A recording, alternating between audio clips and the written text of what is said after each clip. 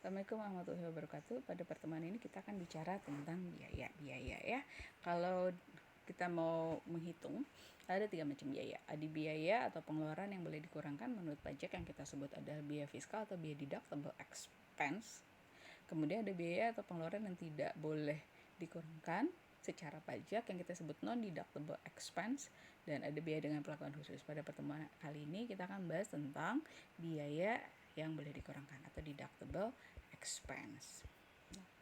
Yang pertama kita harus lihat dulu pengeluaran atau biaya tadi untuk memperoleh penghasilan apa. Kenapa? Karena untuk penghasilan yang masuk kategori bukan objek pajak, penghasilan yang kena pajak final, atau penghasilan yang menggunakan norma penghitungan penghasilan neto, maka seluruh biayanya itu tidak boleh jadi biaya. Jadi biaya yang boleh yang mana? Yang untuk memperoleh penghasilan objek pajak tidak final. Kemudian syarat berikutnya adalah biaya tadi harusnya masuk kategori 3M. Apa itu 3M? Mendapatkan, menagih, memelihara penghasilan. Maksudnya apa? Jika biaya tadi tidak kita keluarkan, maka penghasilan tadi nggak bisa kita peroleh. Itu masuk kategori 3M, mendapatkan, menagih, memelihara penghasilan. Namun ada juga biaya-biaya yang sebenarnya tidak memenuhi kategori 3M, tapi berdasarkan ketentuan perpajakan dia boleh jadi biaya ya. Tapi kalau biaya-biaya yang di atas kewajaran dia nggak boleh jadi biaya. Nah, biaya ini ada dua macam. Biaya ini ada dua macam. Ada yang masa manfaatnya lebih dari 1 tahun dan ada yang masa manfaatnya kurang dari maksimal 1 tahun. Nah, untuk pengeluaran yang masa manfaatnya maksimal 1 tahun, maka seluruh biaya tadi itu jadi biaya. Kalau secara pajak memang boleh. Tapi kalau masa manfaatnya lebih dari 1 tahun, maka dibebankan melalui penyusutan atau amortisasi. Ini contoh-contoh biaya yang boleh dikurangkan bagi wajib pajak dalam negeri maupun PUT. Yang pertama terkait dengan kegiatan usaha baik secara langsung atau tidak langsung, termasuk penyusutan dan amortisasi tentu sesuai dengan ketentuan perpajakan, iuran kepada dana pensiun yang pendiriannya disahkan Menteri Keuangan. Dia terkait dengan gaji dana pensiun, tapi syaratnya si badan dana pensiun tadi disahkan oleh Menteri Keuangan. Kerugian karena penjualan atau pengalihan harta yang dimiliki atau digunakan untuk 3M. Kerugian selisih kurs mata uang asing, biaya penelitian pengembangan yang dilakukan di Indonesia, biaya beasiswa, magang, dan pelatihan. Piutang yang nyata-nyata tidak dapat ditagih dengan syarat tertentu, ada persyaratannya nanti dibahas. Kemudian sumbangan dalam rangka penanggulangan bencana alam nasional. Berikutnya lagi, sumbangan dalam rangka penelitian dan pengembangan yang dilakukan di Indonesia, kemudian biaya pembangunan infrastruktur sosial, sumbangan untuk fasilitas pendidikan, dan sumbangan dalam rangka pembinaan olahraga. Ini ada penjelasannya lagi ya. Nah, sekarang biaya yang secara langsung terkait atau tidak langsung berkaitan dengan usaha. Antara lain misalnya biaya pembelian bahan, kemudian biaya berkenaan dengan pekerjaan atau jasa termasuk upah, gaji, honorarium, bonus, gratifikasi, dan tunjangan yang diberikan dalam bentuk uang, biaya sewa, biaya royalti, biaya perjalanan, tapi yang beneran terkait dengan usaha. Ya, kalau misalnya nih wakil dari perusahaan, salah satu staf dikirim ke mana ya? Katakanlah ke Amerika untuk beli aset gitu ya. Nah, sampai di sana seluruh biaya itu boleh dibiayakan selama untuk kegiatan usaha. Tapi kalau di sana kemudian dia sempat jalan-jalan, ada biayanya, itu nggak boleh jadi biaya. Kemudian biaya pengolahan limbah, premi asuransi, ada ketentuannya. Biaya promosi dan penjualan yang diatur dengan berdasarkan PMK, ada ketentuan lagi nanti ya. Kemudian biaya administrasi dan biaya pajak kecuali pajak penghasilan. Maksud pajak di sini apa? Pajak daerah itu boleh jadi biaya. Ya, pajak daerah itu boleh jadi biaya. PPN ada ketentuannya, nanti dibahas lagi.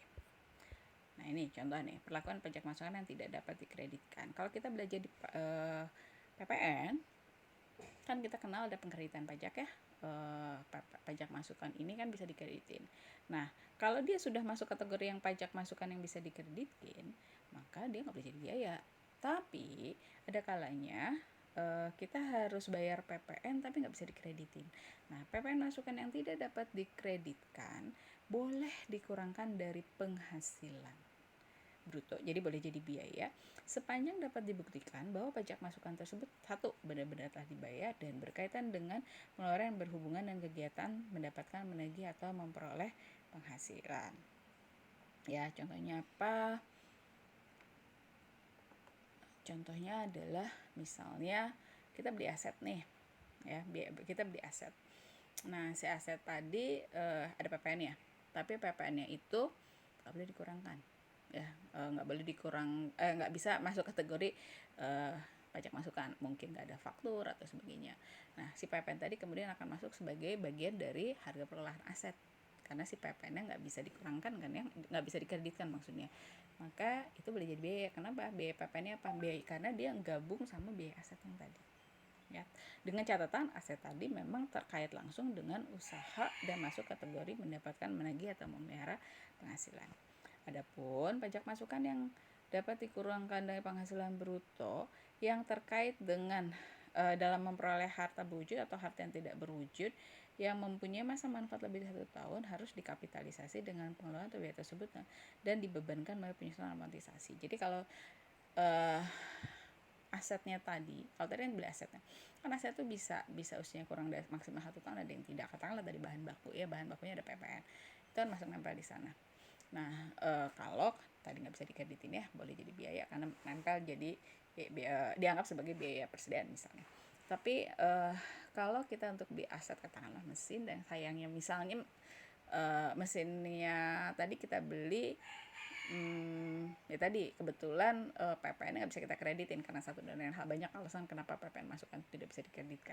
Maka si PPN-nya tadi kan bergabung dengan harga perolehannya si mesin menjadi harga aset, tapi karena harga mesinnya katakanlah masa manfaatnya adalah 8 tahun, maka pengakuan pembebanan biaya PPN yang gabung sama si mesin tadi itu ya penyusuan selama 8 tahun.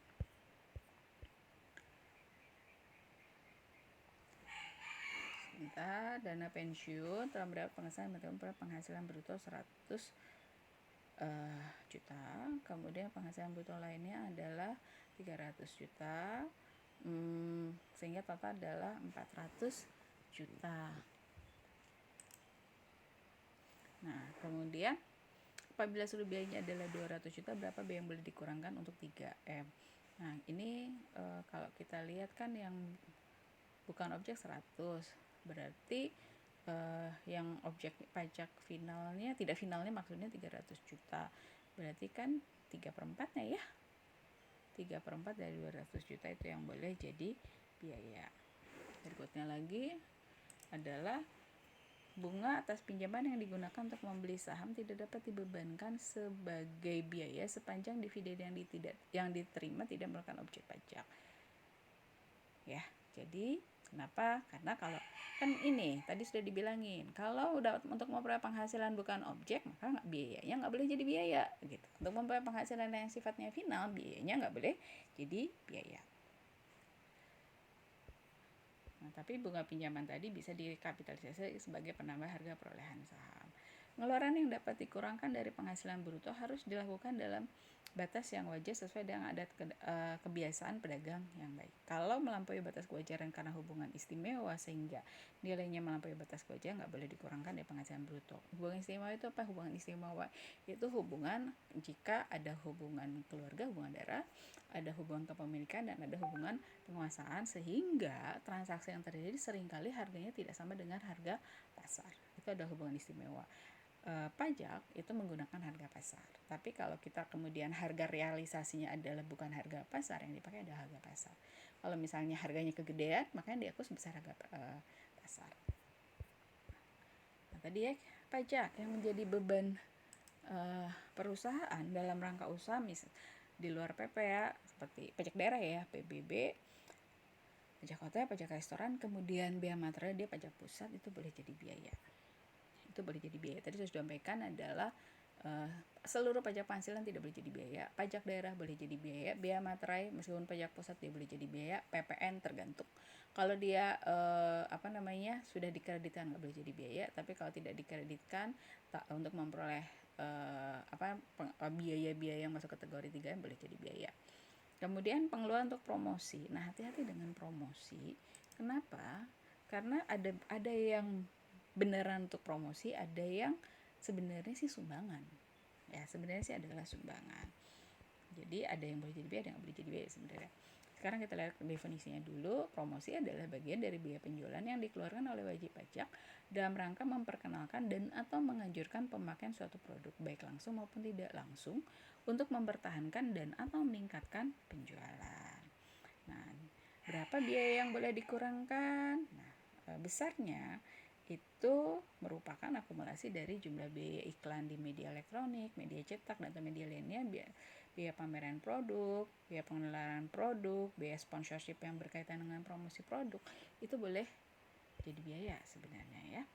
Tapi wajib pajak itu harus membuat daftar nominatif atas pengeluaran biaya promosi yang dikeluarkan kepada pihak lain, di mana di dalam daftar nominatif itu harus memuat data berupa nama, NPWP, alamat, tanggal, bentuk dan jenis biaya, pesannya biaya, nomor bukti potong, dan biasanya PP yang dipotong. Ya, kemudian dilaporkan waktu menyampaikan SPT tahunan badan.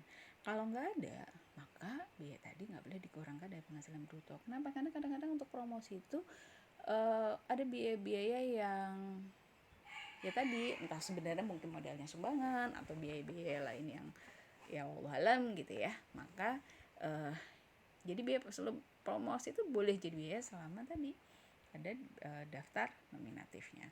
Dan sedikit menjelaskan kenapa di sini ada bukti potong dan sebagainya, karena gini, kan kita tadi lihat ya, misalnya biaya iklan di media elektronik, di media cetak dan sebagainya.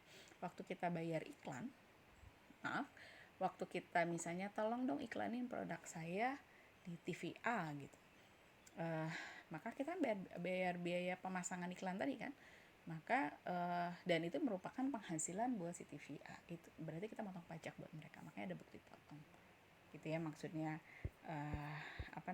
kita ada kenapa disuruh ada NPWP dan sebaliknya dan sebagainya. Tadi ya daftar nominatif, biaya promosi, nomor urut, daftar penerima, data penerima, nama, NPWP, alamat, tanggal, bentuk dan jenis biaya, jumlah yang dia terima, keterangan pajak yang dipotongnya berapa, nomor bukti potong, karena kita sebagai pemberi penghasilan, kita yang motong pajak, kita yang store pajak, kita yang buat bukti potong, tempat, tanggal, tanda tangan, dan wajib pajak yang menandatangani. Ya, itu persyaratannya. Bagaimana dengan pengeluaran berupa pembayaran di muka? Kita sering dengar ya, biaya yang dibayar di muka. Misalnya sewa untuk dibayar beberapa tahun sekaligus. Nah, kalau model kayak gitu, pembebanannya dapat dilakukan melalui alokasi. Kenapa? Karena ini pembayar kan tadi udah dibilangin, biaya itu dibagi dua. Ada yang biaya maksimal 1 tahun, ada yang biaya dalam beberapa tahun. Kalau yang maksimal dalam 1 tahun itu boleh kita bebankan sekaligus, tapi kalau biayanya lebih dari 1 tahun, maka kita dibebankannya berdasarkan alokasi. Ya, gitu ya. Jadi sesuai alokasi yang memang misalnya gini, pembayaran sewa alat gitu ya, sewa alat selama 3 tahun, mulai dari tahun 2020. Kita mau buat laporan tahun 2020, maka yang kita akui sebagai biaya ya untuk yang tahun 2020, yang 2 tahun berikutnya belum jadi biaya. Nah, berikutnya lagi adalah jam sostek, jaminan sosial tenaga kerja. Ada JKK, jaminan kecelakaan kerja, ada JKM, jaminan kematian, ada JPK, ada JHT, jaminan hari tua. Nah, kalau JKK, JKM, dan JPK itu dianggap sebagai premi asuransi. Sementara jaminan hari tua itu kan sebenarnya kayak tabungan pensiun ya. Nah, kalau yang sebentar saya bicara tentang jaminan hari tua tadi, CHT ini kan dibayar oleh pemberi. Sebentar, kalau kita masih belajar di PP Pasal 21, kalau kalian masih ingat di PP Pasal 21 kan ada jaminan hari tua. Jaminan hari tua ini biasanya bayar dua, pemberi kerja maupun karyawan. Nah, kalau buat karyawan, mengenai PPh-nya ditangguhkan nanti. Sementara kalau perusahaan itu boleh jadi pengurangan. Jadi kalau perusahaan membayarkan JHT itu boleh jadi pengurang. Adapun kalau premi asuransi, ya itu premi asuransi dibagi dua tuh, oleh karyawan atau oleh pemberi kerja. Kalau oleh karyawan, ya Kalau dia oleh karyawan, maka dia dianggap sebagai penghasilan. Maksudnya gini, penghasilan objek PP Pasal 21. Maksudnya gimana? Masih ingat ya di PP Pasal 21? Kalau perusahaan membayarkan jaminan kecelakaan kerja, CKM dan sebagainya, perusahaan yang bayar ini buat itu nanti di PP Pasal 21 itu dianggap sebagai penghasilan buat karyawan.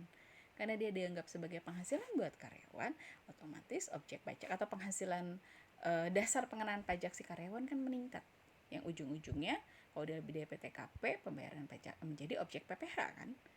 Kalau di atas PTKP penghasilannya.